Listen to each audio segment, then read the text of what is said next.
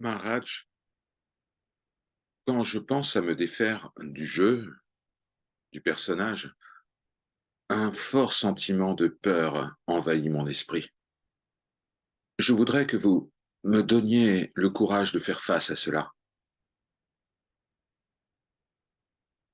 Le mental est toujours dans la peur. Que faire? Il ne veut pas disparaître. Tout est illusion, mais lui, le mental, croit que tout est réel. La chose la plus réelle pour lui, c'est le corps. Il affirme, je suis le corps. Et c'est cette pensée qui vous soumet à la peur. Quand, par exemple, vous prenez l'avion, vous priez pour que rien de fâcheux ne se passe. Le mental vit dans l'inquiétude permanente, car il a peur de mourir.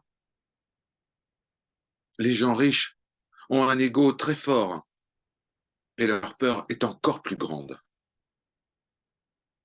Eh bien, c'est pour vous débarrasser de cette peur que vous allez voir le maître. Si vous prenez l'avion, il y a bien sûr une possibilité d'accident, mais pourquoi laissez les choses se produire et ne vous inquiétez pas. En cas d'accident, c'est le corps qui risque de mourir, mais pas vous. Vous êtes libre de toute peur quand vous comprenez cela. Vous vivez dans la peur alors que tout est illusion, qu'il n'y a rien. Votre peur n'est due qu'à l'ignorance. Et tout ce que fait le maître, c'est de supprimer l'ignorance au sujet de votre véritable nature. Votre corps est déjà un cadavre. Il ne fonctionne que si le pouvoir de manifestation est là. Mais dites-moi, est-ce que l'électricité peut dire combien de temps une ampoule durera? Certaines ampoules vont durer 2 jours, d'autres plus longtemps. Même le pouvoir ne peut pas savoir cela. Il n'y a aucune garantie. Et puis quand l'ampoule grille,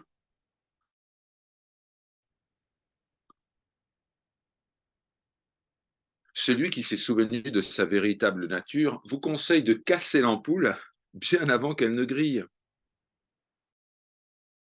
La tristesse sont inutiles. Je vous assure qu'en ce moment, en ce moment même, ce que vous appelez votre corps est déjà un cadavre.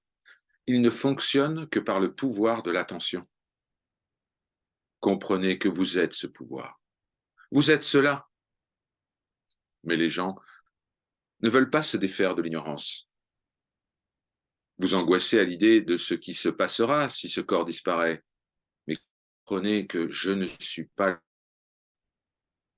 Si vous cassez la table devant vous, que se passera-t-il?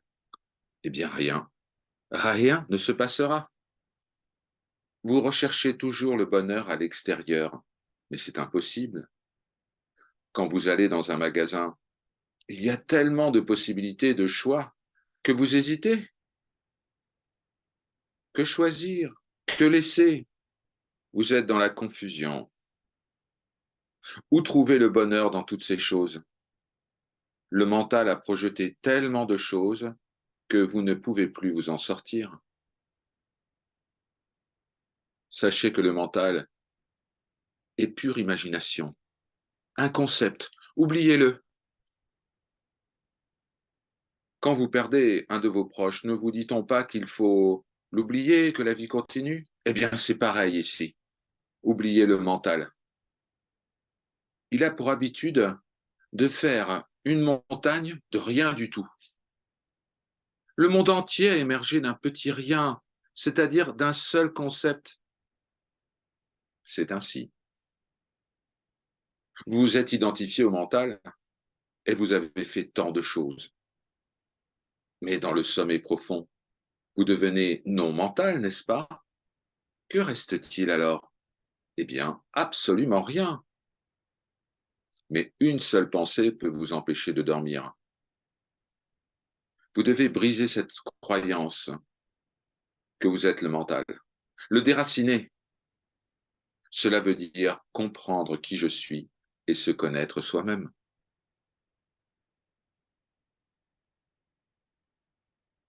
Alors, pourquoi avoir peur? Que craindre? Vous aimez le corps, et cette inquiétude à son sujet vous mine. Que va-t-il m'arriver? Le mental est constamment dans la peur. Laissez cette peur se dissoudre. Soyez convaincu que rien n'existe par lui-même. C'est uniquement le mental qui donne une valeur à tout cela. Le docteur vous donne le remède. Celui qui s'est souvenu de sa véritable nature vous dit: prenez ce remède, dites que rien n'est vrai et tout ira bien. Vous vous êtes réincarné de nombreuses fois. Tous ces corps ont disparu. Mais maintenant, essayez de comprendre, de vous souvenir avant de quitter cet énième corps. Le premier pas, c'est se dire que vous n'êtes pas ce corps. Sinon, vous ne pourrez pas avancer. Il faut surmonter ce premier obstacle pour pouvoir continuer. L'obstacle suivant est le mental, qui cherche à s'agripper à quelque chose dès qu'il perd tout support. C'est le maître alors qui vous soutient. Tout est faux, mais vous êtes vrai, vous êtes la seule réalité. N'est-ce pas cela le plus grand des supports? Au diable tout cela. Pourquoi s'en faire? N'ayez pas peur du mental. Jusqu'à présent, c'est le reine. Mais maintenant, vous devez le chevaucher, le diriger, car vous êtes le plus grand pouvoir, le pouvoir de la réalité. Le mental fera de vous un esclave si vous ne le maîtrisez pas. Il veut toujours quelque chose, et c'est ainsi que le roi devient un mendiant. Mais le roi a pourtant tout pouvoir. Mais il mendie. Il mendie à cette illusion pour avoir ce qu'il ne peut obtenir. Vous êtes le roi ou la reine. Vous avez le pouvoir, mais à cause de votre attachement à cette idée de je suis le corps, vous vous faites mendiant devant Dieu, devant l'illusion. La réalité reste muette, car elle sait que le bonheur ne peut venir du corps. Le bonheur est vous-même, et cela, vous l'avez oublié. Que faire? L'eau a-t-elle soif? L'eau doit comprendre qu'elle est l'eau, qu'elle n'a pas besoin de boire. Comprenez, comprenez que je suis est la racine du bonheur et que l'ego est la racine du malheur. Soyez le maître du mental. À cause de lui, vous êtes devenu si petit que vous craignez même une fourmi. Vous produisez vous-même ces germes, ces petites bêtes pour les craindre ensuite, mais que faire?